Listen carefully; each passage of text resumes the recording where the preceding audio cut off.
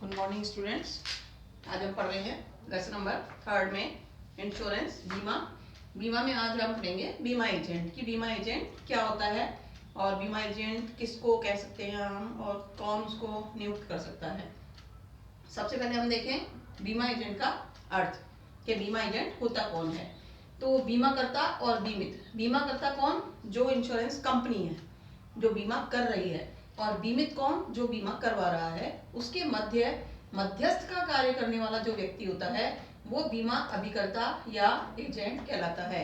उसको अभिकर्ता भी बोल सकते हैं और एजेंट भी बोल सकते हैं। यानी कि बीमाकर्ता यानी बीमा करने वाली कंपनी और बीमित जो बीमा करवाना चाह रहा है उसके मध्य में जो काम कर रहा है मध्यस्थ के रूप में, उस व्यक्ति को हम बीमा अभिकर्ता या बीमा एजेंट कह सकते हैं। अब यहाँ पर यह है कि एजेंट कौन नियुक्त कर सकता है, यानी कौन कौन व्यक्तियों को या कौन कौन को ये अधिकार है कि वो अपना एजेंट नियुक्त कर सकते हैं। तो एजेंट नियुक्त करने वाले जो व्यक्ति हैं उनमें सबसे पहला है कोई भी वयस्क व्यक्ति।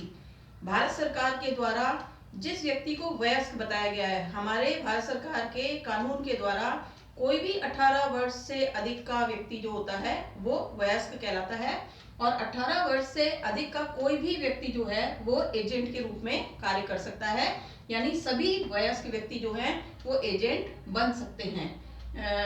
एजेंट कौन नियुक्त कर सकता है यानी कौन बना रहा है? तो सभी जो वयस्क व्यक्ति हैं जो 18 साल से अधिक के हैं वो किसी भी व्यक्ति को एजेंट नियुक्त कर सकते हैं। फिर सभी स्वस्थ मस्तिष्क के व्यक्ति। अब स्वस्थ मस्तिष्क का मतलब ये होता है कि किसी भी हॉस्पिटल के द्वारा या डॉक्टर के द्वारा उस व्यक्ति को पागल घोषित नहीं किया गया हो। अगर वो सर्टिफाइड पागल है तो वो व्यक्ति एजेंट नियुक्त नहीं कर सकता है। तो यहाँ इन्होंने यही कहा कि सभी स्वस्थ मस्तिष्क के व्यक्ति यानी जिनको किसी भी प्रकार से पागल घोषित नहीं किया गया है वो सभी व्यक्ति अपना एजेंट नियुक्त कर सकते हैं। इसके बाद थर्ड है सभी ऐसे व्यक्ति जो कानून द्वारा अयोग्य घोषित नहीं किए गए हों। अयोग्य कौन होते हैं? जैसे मान लीजिए किसी ने अपने आप को दिवालिया घोषित कर दिया तो वो दिवालिया घोषित व्यक्ति जो होता है वो अपने आप को अपना किसी भी प्रकार का कोई एजेंट नियुक्त नहीं कर सकता। तो हमारे जो भारत सरकार का कानून है उस कानून के द्वारा किसी भी व्यक्ति को अगर अयोग्य घोषित नहीं किया गया है, किसी अयोग्य का मतलब किसी भी अनुबंध करने के अयोग्य घोषित नहीं किया गया है, तो वो व्यक्ति जो होता है वो अपना एजेंट नियुक्त कर सकता है। यानी सभी वयस्क व्यक्ति एजेंट नियुक्त कर सकते हैं, सभी स्वस्थ मस्तिष्क के व्यक्ति एजेंट नियुक्त कर सकते हैं, सभी ऐसे व्यक्ति जो कानून द्वारा अयोग्य घोषित नहीं किए गए हों वो अपना एजेंट नियुक्त कर सकते हैं, और कानून द्वारा अधिकृत किसी भी व्यक्ति द्वारा। अब कानून द्वारा किसको अधिकृत किया गया है यानी जो न्यायालय के द्वारा अधिकृत व्यक्ति हो वो भी अपना एजेंट नियुक्त कर सकता है। तो कौन कौन है वो?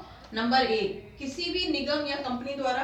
नेचुरल है, कोई भी कंपनी अपना एजेंट नियुक्त कर सकती है। तो हम ये देखते हैं कि चाहे वो जीवन बीमा हो, चाहे अग्नि बीमा हो, चाहे कोई सा भी बीमा हो, चाहे वो LIC काम कर रही हो या अन्य GIC सामान्य इंश्योरेंस कंपनियां काम कर रही हों, वो सभी कंपनियां जो हैं वो अपनी ओर से एजेंट नियुक्त करती हैं जिनके द्वारा आपके बीमा किया जाता है। तो किसी भी निगम या कंपनी द्वारा एजेंट नियुक्त किया जा सकता है।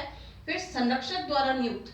अब संरक्षक कौन होता है? जैसे मैंने आपको पहले भी कई बार बताया है कि मान लीजिए कोई व्यक्ति जो है, कोई बच्चा जो है उसके माँ बाप की डेथ हो गई और वो बच्चा 18 साल से कम उम्र का व्यक्ति है, तो उसकी संपत्ति की देखरेख के लिए या उसके केयर टेकर के लिए एक व्यक्ति को नियुक्त किया जाता है जो संरक्षक कहलाता है।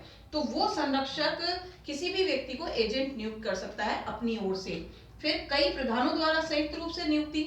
अब बहुत सारे लोग हैं, बहुत सारे प्रधान हैं यानी बहुत सारे मालिक हैं, वो मिलकर के अपनी ओर से किसी एक व्यक्ति को एजेंट के रूप में नियुक्त कर सकते हैं। तो ये हमारे पॉइंट्स थे जिसमें हम ये कह सकते हैं कि एजेंट कौन नियुक्त कर सकता है। ये जो क्वेश्चन है ये आपके 4 नंबर का क्वेश्चन बनता है कि एजेंट कौन नियुक्त कर सकता है। तो हमको इस 4 नंबर के क्वेश्चन में ये सारे पॉइंट्स देने होंगे कि एजेंट किसके द्वारा नियुक्त किया जा सकता है। अब यहाँ पर है एजेंट कौन बन सकता है। यहाँ तो था कि एजेंट नियुक्त कौन कर सकता है यानी एजेंट को कौन बना सकता है। यहाँ पर है कि एजेंट कौन बन सकता है यानी कौन सा ऐसा व्यक्ति है जिसको जो एजेंट बन सकता है।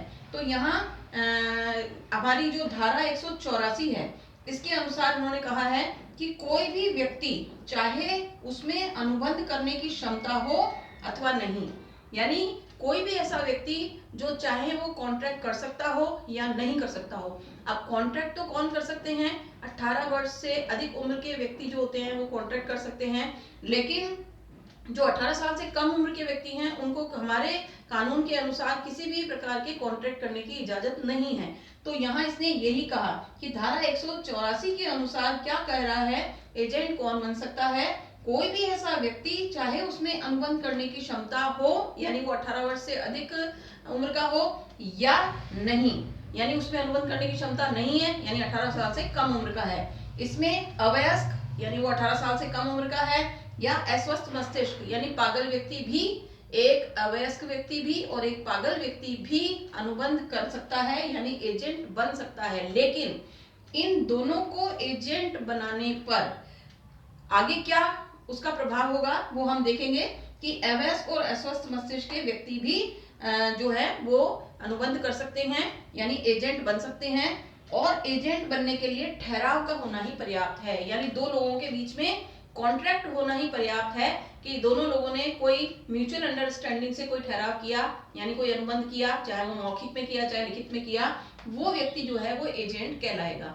अब ये टॉपिक अलग हो गया, ये टॉपिक अलग हो गया। अब थर्ड टॉपिक है कि अगर किसी अस्वस्थ मस्तिष्क वाले को या अवयस्क व्यक्ति को एजेंट बना दिया जाता है तो उसका प्रभाव क्या होगा, यानी अवयस्क और अस्वस्थ मस्तिष्क के व्यक्ति एजेंट नियुक्त करने के जो परिणाम होते हैं वो क्या होते हैं।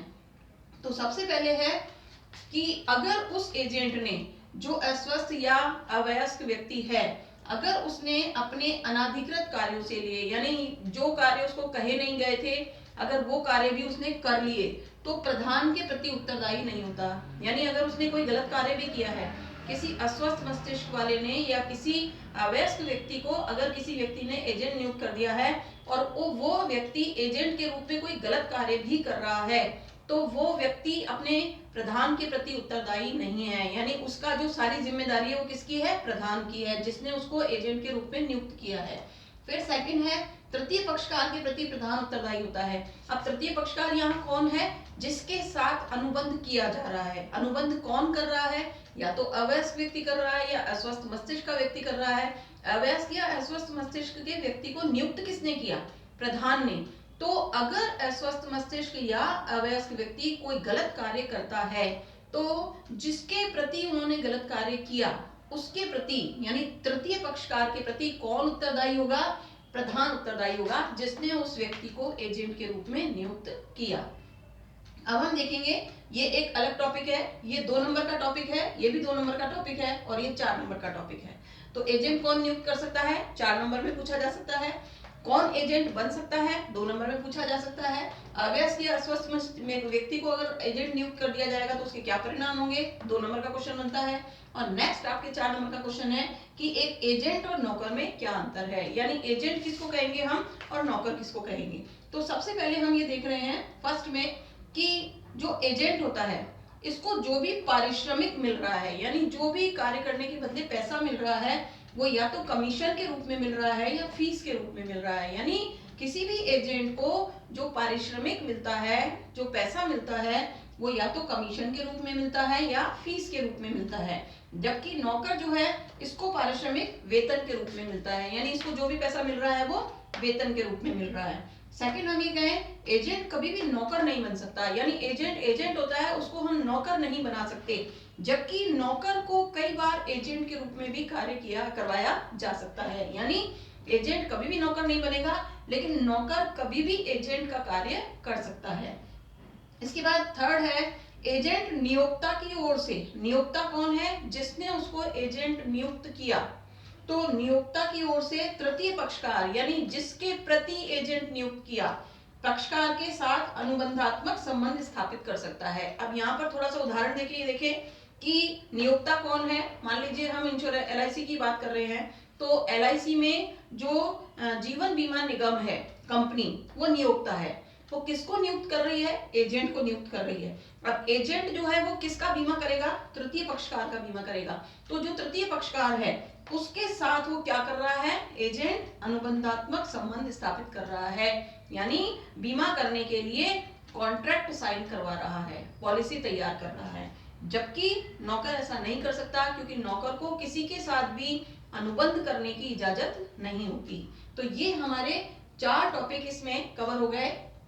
सबसे पहले बीमा एजेंट कौन है, क्या है बीमा एजेंट का अर्थ, फिर बीमा एजेंट कौन नियुक्त कर सकता है, फिर बीमा एजेंट कौन बन सकता है, फिर अगर किसी अस्वस्थ मस्तिष्क या अवयस्क व्यक्ति के को एजेंट बना दिया जाए तो उसके क्या परिणाम होंगे, उसके बाद है एजेंट और नौकर में क्या अंतर होता है। इसके आगे का टॉपिक हम अगले लेक्चर में करेंगे।